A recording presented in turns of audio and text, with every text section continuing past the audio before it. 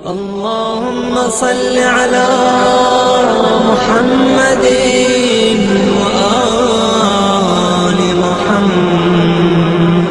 شہزادی کونین کا ایک ٹائٹل یا لقب صدیقہ یا ایھا الذین آمنوا اتقوا اللہ وکونوا مع الصادقین، اے ایمان لانے والو تقوی اختیار کرو اور صادقین کے ساتھ ہو جاؤ۔ اور صادقین میں اگر آپ دیکھیں گے تو ٹاپ آف دا لسٹ شہزادی کونین صدیقہ۔ کبھی کوئی غلط بیانی امکان ہی نہیں ہے، یہ تو کہنا ہی غلط ہے۔ اس پہ ذرا سی مجھے گفتگو کرنا تھی، لیکن اب تمہید کی ضرورت نہیں ہے۔ براہ راست صدیقہ کے حوالے سے ایک بات، فاطمہ رسالت کا ٹکڑا، پیغمبر کی جو سب سے بڑی کیریکٹرسٹک مکے والے بھی مانتے تھے وہ یہ کہ انت صادق وانت امین، کہ اللہ کا رسول صادق یعنی سچا۔ ابو جہل بھی مانتا ہے، ابو لہب بھی مانتا ہے،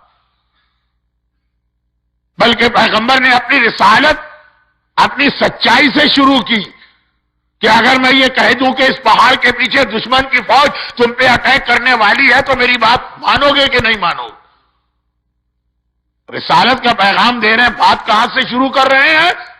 سچائی سے، کہ اس پہاڑ کے پیچھے اگر دشمن کی فوج ہے، سارے مکے کے کافر سب کہتے ہیں یہ تیری بات مانیں گے۔ پیغمبر نے کہا کیوں مانو گے؟ تم تو نہیں دیکھ رہے اپنی آنکھ سے؟ کہا ہمیں ضرورت نہیں اپنی آنکھ سے دیکھنے کی، ہم نے تجھے پیدائش سے لے کے آج تک ہمیشہ سچا پایا ہے، تو نے کبھی کوئی غلط بیانی نہیں کی، آج بھی اگر کہے گا تو ہم تیری بات مانیں گے۔ اللہ، ابو جہل تو کہہ دے کہ ہمیں اپنی آنکھ سے دیکھنے کی ضرورت نہیں ہے، تیرا کہنا کافی، اور مومن کہے مولانا داڑھی کا کوئی فائدہ بتائیے۔ ہم نے کہا حدیث رسول ہے، ارے حدیثیں تو بہت ساری ہیں، کوئی سائنٹیفک فائدہ۔ ہمارے یوتھ کہیں کہ مولانا آخر یہ گانا اسلام میں کیوں حرام ہے؟ جن کو اللہ زیادہ پیسہ دیتا ہے ان کا پہلا سوال ہے کہ شراب کیوں حرام ہے اسلام کے اندر؟ اس کے تو بڑے بینیفٹ ہیں۔ ہر 6 مہینے کے بعد ایک آرٹیکل چھپ جاتا ہے کسی ویسٹرن میگزین کہ میوزک کے اتنے فائدے ہیں، وہ فلاں جگہ پہ میوزک سے بیماروں کا علاج ہو رہا، اور فلاں جگہ میوزک سے اسلام نے کیوں حرام کیا؟ اور پھر خیر ڈیری کوئن والا تو شاید یہاں کوئی نہ ہو یا ایک آدھ ہو، لیکن اس ٹائپ کی چین میں بڑے مزیدار کھانے ملا کرتے، یہ کیوں حرام؟ میں کراچی میں جب تھا پاکستان میں تو مختلف ایجوکیشنل انسٹیٹیوشن میں بھی ریگولر درس دینے جاتا تھا، خاص طور پر میڈیکل کالج۔ تو ڈاکٹر حضرات سے میں اسی طرح بات کرتا تھا کہ مولویوں اور ڈاکٹروں میں ایک چیز کامن، وہ اردو کے ایک رائٹر نے لکھا ہے دنیا میں جتنی مزیدار چیزیں آدھی مولویوں نے حرام کر دی، آدھی ڈاکٹروں نے حرام کر دی۔ جتنی مزیدار چیزیں آدھی انہوں نے حرام کی، آدھی انہوں نے حرام کر دی۔ خیر تو خلاصہ یہ ہے کہ جو حرام چیزیں وہی لوگوں کو مزیدار لگتی ہیں۔ اب پاکستان کے اندر مثلا ایک حیدرآباد پاکستان میں بھی، ایک انڈیا میں ہے، ایک پاکستان میں۔ پاکستان کے حیدرآباد میں جو سب سے بہترین مٹھائی کی دکان ہے وہ ہندو کی۔ مولانا کیا کہنے اس کے مٹھائی کے، اتنی مزیدار مٹھائی زندگی میں کبھی نہیں کھائی۔ کراچی میں جو سب سے بہترین بھاجی ترکاری کی دکان ہے بولٹن مارکیٹ پر، وہ ایک ہندو کی، دوڑ دوڑ کے لوگ جاتے ہیں، لائن لگتی ہے وہاں پہ۔ یہ حرام کیوں؟ ریزن کیا ہے؟ وائی؟ ہم نے کہا امام نے کہا، ہم نے کہا رسول نے کہا، کہ وہ تو حدیث ہو گئی، کوئی سائنٹیفک فائدہ بتائیے۔ ہمیں یقین اس وقت آئے گا جب کوئی جوزف، کوئی پیٹر، کوئی اسمتھ، کوئی جان بتائے کہ یہ خرابی ہے۔ محمد یا علی یا فاطمہ بتائیں تو پھر اتنا یقین نہیں آتا۔ یہ آج کا مومن کہہ رہا ہے، اور وہ 1400 سال کا ابو جہل، 1400 سال پہلے کا ابو جہل کہہ رہا کہ اپنی آنکھ سے دیکھنے کی ہمیں ضرورت ہی نہیں ہے، تو نے کہہ دیا وہی ہمارے لیے کافی ہے۔ تو اللہ کا رسول اپنی سچائی سے اپنی رسالت شروع کر رہا، پہلی دلیل اپنی سچائی لائے، اور اسی کی تو بیٹی ہے زہرا صدیقہ۔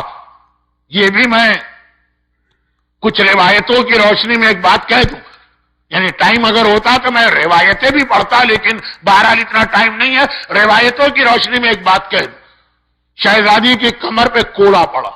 آج شب جمعہ ہے، ماتم کی بھی رات ہوتی ہے، مصائب کی بھی، تو 2 دن میں نے غم کا بیان نہیں پڑھا، آج پڑھنا پڑے گا. لیکن ابھی پہلے ایک چھوٹا میسج، پہلو پہ کوڑا پڑا اور ایسا زخمی ہوا شہزادی کا پہلو کہ جب غسل خانے میں میرا مولا غسل میت دے رہا تھا تو زخم دیکھ کے رو رہا تھا. شہزادی کے جسم کی پسلیاں ٹوٹی، شہزادی کا بیٹا محسن مارا گیا.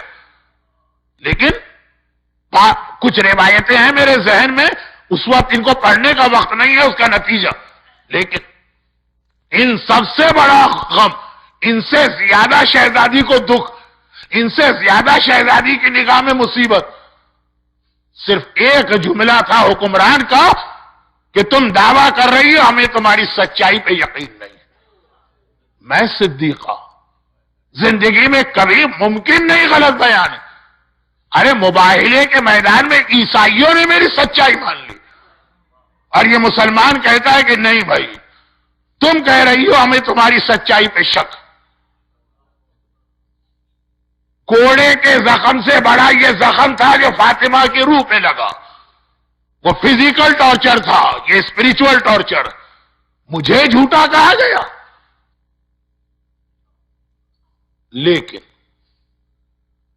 دشمن، غیر، ظالم وہ شہزادی کو جھوٹا کہے تو الگ بات، کیا ماننے والا بھی کبھی یہ سوچ سکتا؟ آئیے اب ایک روایت سنیے. صدیقہ، شہزادی کا لقب صدیقہ ہے. میں اس کی ڈیٹیل میں گیا نہیں کہ ضرورت ہی نہیں ہے اتنا واضح لقب. مباہلے کے میدان میں مسلمانوں اور کافروں کی جنگ تیر کی نہیں تھی، تلوار کی نہیں تھی، نیزوں کی نہیں تھی، برچھیوں کی نہیں تھی، صرف سچائی کی تھی. فَنَجْعَلْ لَعْنَتَ اللَّهِ عَلَى الْكَاذِبِينَ. اور نجران کے عیسائیوں نے کب اسلام کو مانا؟ جب اہل بیت گئے. لیکن میرا ایک سوال ہے جس کی میں نہیں جا رہا، ایک جملہ کافی. بھئی اہل بیت جب گئے تب عیسائیوں نے مان لیا، کتنے سچے آ رہے ہیں. سوال یہ ہے کہ ان میں سے عیسائیوں کے سامنے پہلی مرتبہ کون گیا؟ رسول تو روز بیٹھتے تھے عیسائیوں کے درمیان. 40 دن تک پیغمبر نے ان سے مناظرہ کیا. مولا روز رسول کے ساتھ ہوتے تھے. اور مجھے یہ دکھا دیجئے کہ کبھی رسول مسجد میں ہو اور گود میں حسن و حسین نہ بیٹھے ہوئے. وہ تو خطبے میں بھی حسنین کو گود میں لے کے منبر پہ بیٹھتے ہیں. وہ تو حالت نماز میں بھی حسنین کو اپنی پشت پہ سوار کراتے ہیں. تو اب یہ 5 شخصیتیں تو مباہلے میں گئی، لیکن ان میں سے 4 ایک ساتھ بھی ان عیسائیوں کے سامنے کئی ہفتوں سے آ رہی تھی. ان میں سے کوئی نیا چہرہ نہ تھا. رسول کو بھی دیکھ رہے، علی کو بھی دیکھ رہے، حسن کو بھی دیکھ رہے، حسین کو بھی دیکھ رہے. آج فاطمہ جا رہی ہے. فاطمہ کا وجود اسلام کی اتنی بڑی سچائی بن گیا.